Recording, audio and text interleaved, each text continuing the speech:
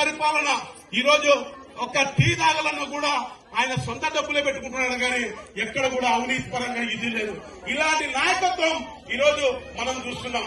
ఈరోజు మా రాష్ట్ర అధ్యక్షులు పురంధేశ్వరి గారు గత 10 సంవత్సరాలుగా ఈరోజు ఈ రాష్ట్రం మీద గాని ఈ ప్రాంతంలో గాని అనేక ఉద్యమాలు చేస్తూ నిరంతరం ప్రజల యొక్క సంక్షేమం కోసం పనిచేస్తున్న దగ్గుపాటి పురంధేశ్వరి గారు ఈరోజు ఎక్కడా కూడా ఆమె చెప్పిన విషయాలు 2 ముఖ్యమైన విషయాలు చెప్తాం.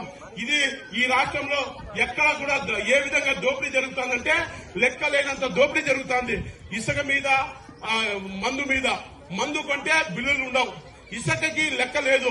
ఈరోజు బంగారైనా చెప్తుందేమో గాని ఇసుక చిక్కే పరిస్థితి లేదు. ఈరోజు ఇసుక లేకపోవడం వల్ల దాదాపు 50 లక్షల మంది ఈరోజు నిరుద్యోగ పరిస్థితి వచ్చేశారు. దాంట్లో దాదాపు 20 రకాల చేతి వృత్తుల వ్యక్తులు, ఉదాహరణకి కార్పెంటర్, మట్టి పని చేసేవాడు, బేల్దార్ పని చేసేవాడు, ఇటుక పని చేసేవాడు, వెల్డింగ్ చేసేవాడు, పెయింటరు, ఇలాంటి వాళ్ళకి ఎవరికి ఉపాధి లేకోకుండా దాదాపు 50 లక్షల మంది ఈరోజు వీధులు పడ్డారు.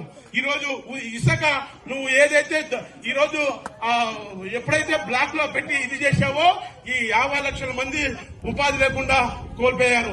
ఇలాంటి పరిస్థితుల్లో మనం రాబో రోజుల్లో నరేంద్ర మోడీ గారికి ఖచ్చితంగా మీ అందరూ ఆశీర్వదించాలని మీ ఆలోచనలో భాగంగా మీరు ఈరోజు ఇక్కడ ఉన్న వేదిక మీద ఉన్న వాళ్ళు, ఇక్కడ ఉన్న వాళ్ళు ఎవరు కూడా పెద్ద పెద్ద నేతలు కాదు, స్వయం కృషిగా ఎదిగిన వాళ్ళు, సొంత డబ్బులతో నాయకత్వంతో పెంచుకునే వాళ్ళు. మా నాన్నగారు గాని, మేము గాని, మాజీ ఎమ్మెల్యేలమో మాజీ మంత్రులమో కాదు, స్వయం కృషితో చిన్న చిన్న కుటుంబాల నుంచి వచ్చిన వాళ్ళం. ఎక్కడా కూడా అవినీతికి తావు లేకుండా వేదిక మీద ఉండే మా నాయకులు, మా మోదీ గాని, మా లక్ష్మణ్ గాని, నేను గాని, మా వీళ్ళంతా ఏ మాజీ ఎంపీలం కాదు, మాజీ ఎమ్మెల్యేలం కాదు, కాకపోతే మీ మాది సాదా సీదా కుటుంబ నుంచి వచ్చిన వ్యక్తులు. కాబట్టి రాబో తరానికి మన బిడ్డల భవిష్యత్తు బాగుండాలన్నా, మనం బాగుండాలన్నా ఈరోజు నరేంద్ర మోడీ గారి నాయకత్వాన్ని మీరు బలపరచాలా, ఆస్వాదించాలా.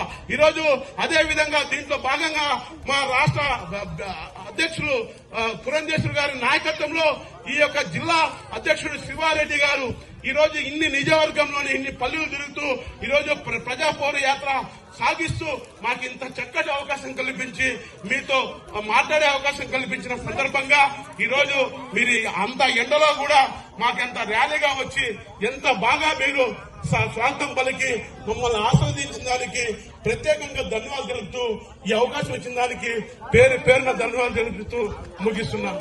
భారత్ మాతాకి, భారత్ మాతాకి.